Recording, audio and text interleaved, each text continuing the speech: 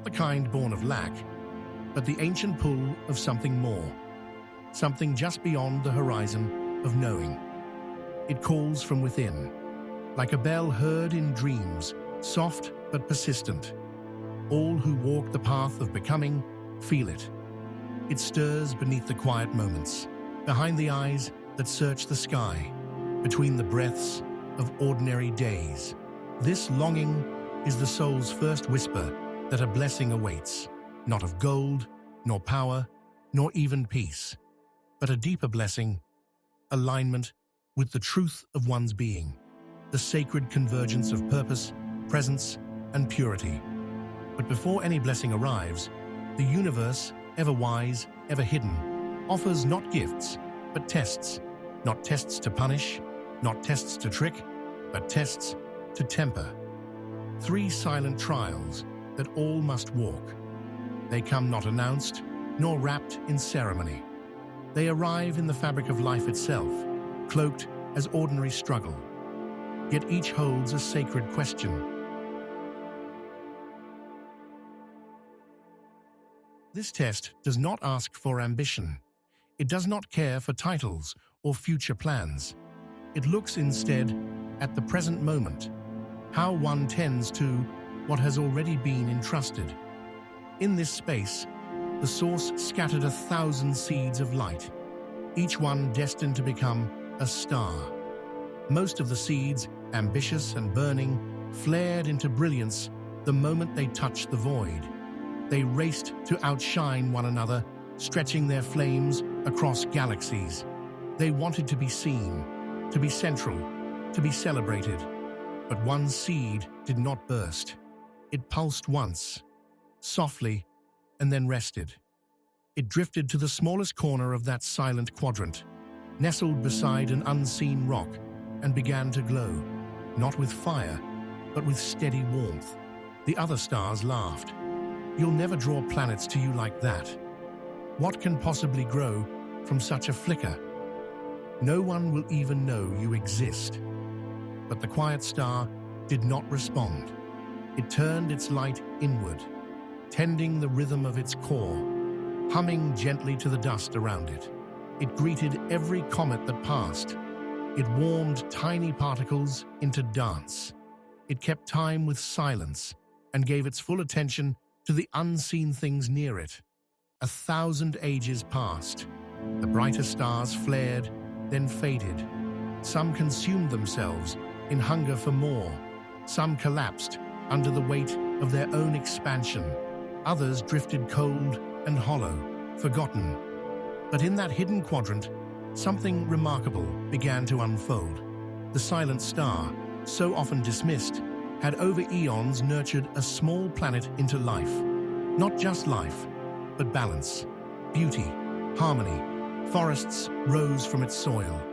Waters remembered the dance of the moon. Winds learned to sing. And all of it, sustained by the quiet star's faithful warmth. No sudden brilliance, no ambition, just unwavering presence. Eventually, the source returned to observe the galaxies it had sown. It passed through the lands of great fires and collapsed giants, through galaxies etched in glory and riddled with ruin. And then it found the quiet star, and it paused, and it smiled. "Here," it whispered, "is the one who understood the first law of light. Before you are trusted with magnitude, you must master the sacredness of the small. Before you are given galaxies, you must tend your single orbit with care."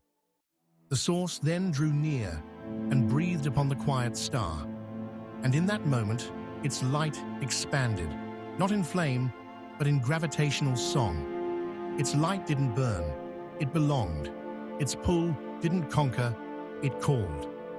And all that aligned with truth came orbiting, drawn not by force, but by faithfulness. The universe made room for its radiance, and from the edge of the cosmos, a new axis was born. Not the loudest, not the biggest, but the most deeply rooted. The star did not become great by seeking greatness.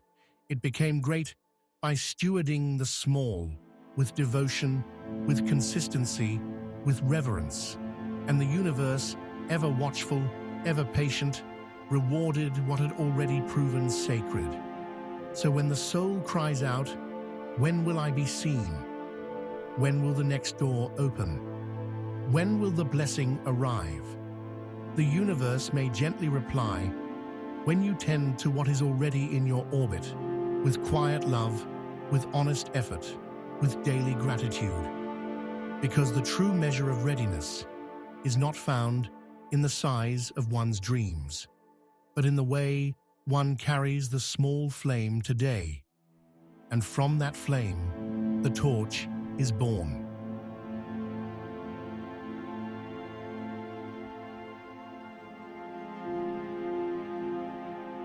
Once stewardship is answered, the path opens, but not without new fire.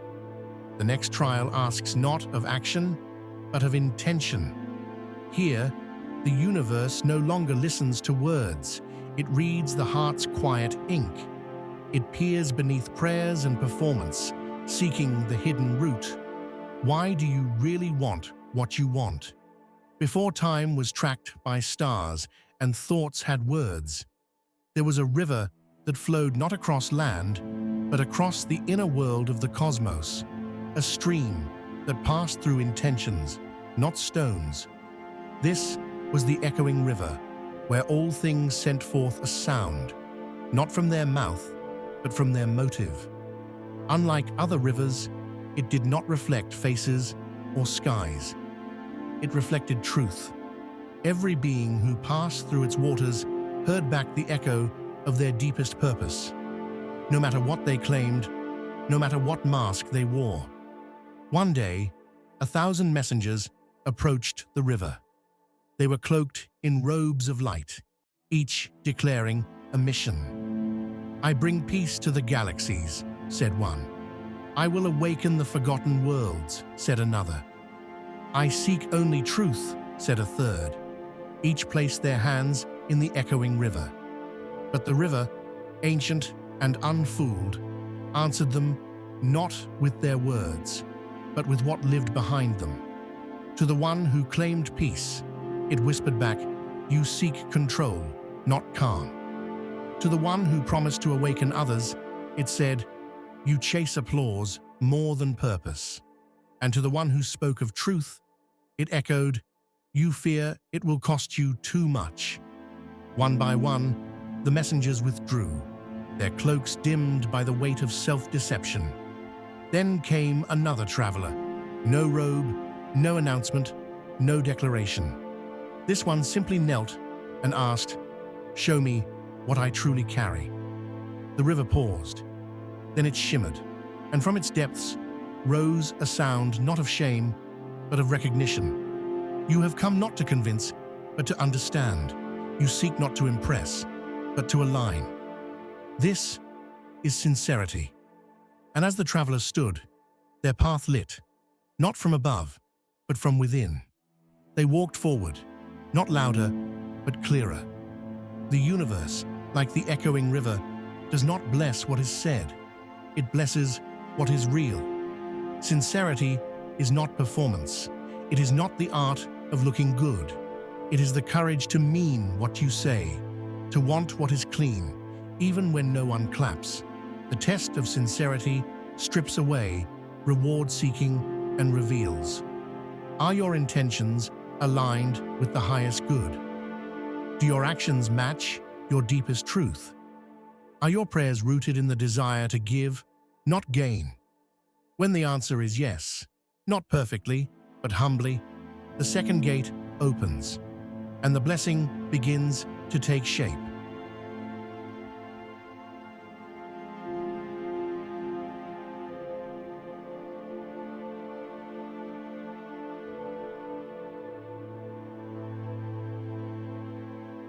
This final trial is the most silent of all.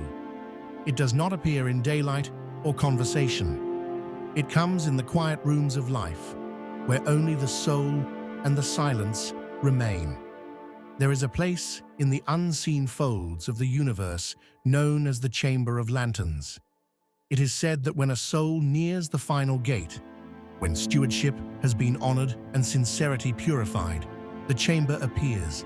Inside it are two lanterns. One shines brightly in the open. It is polished, praised, admired. The other flickers in shadow.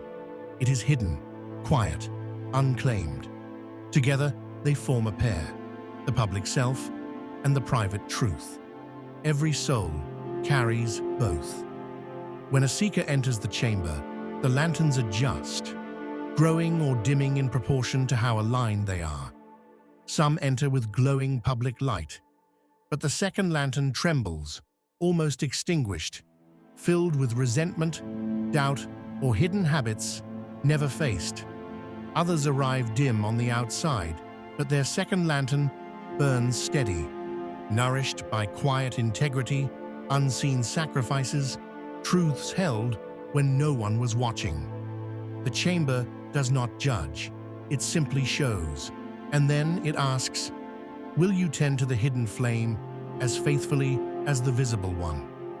Will you bring light to what you've buried, not to expose it to others, but to restore it within yourself? For no blessing can rest on a fractured soul. No truth can live in a house divided. Some flee the chamber, unwilling to meet themselves. But those who stay, who sit with their hidden fears, regrets and truths, not with shame, but with mercy, find the two lanterns begin to glow the same. No more split, no more mask. The seeker walks forward whole, and the chamber disappears, not because it is gone, but because it has moved into them. They have become the chamber now, a light that needs no shadow to hide behind. The test of secrets is the final veil. It does not ask for confession. It asks for integrity. It asks, do you live the same in solitude as you do in the light? Are your thoughts and actions in harmony? Is your hidden life a sanctuary or a contradiction? To pass this test is to stand in full presence, not perfect, but no longer divided. And when this happens, the blessing does not descend. It rises from within, because now the vessel is ready. Now the soul can carry the weight of light without shattering. Not like a thunderclap, not like a treasure chest bursting open, but like a quiet sunrise, sudden only to those who forgot night would end. The blessing arrives in 1,000 invisible ways. A load peace that no longer depends on outcomes, catalog joy that rises without reason, egrity clarity that cuts through confusion, the load cree that flows inward and outward, unstopped, and most of all, a sense of being exactly where one is meant to be, not because the world changed, but because the soul is now aligned with the silent laws that govern becoming. And so the ancient truth remains. Before you can be blessed, you will be tested, not by punishment, not by fate, but by the gentle wisdom of a universe that will never give you what your soul cannot yet hold. It waits, it watches, it whispers, tend what is already yours. Purify what you carry within. Align what you hide with what you show. And then, not only will you receive the blessing, you will realize you were becoming it all along.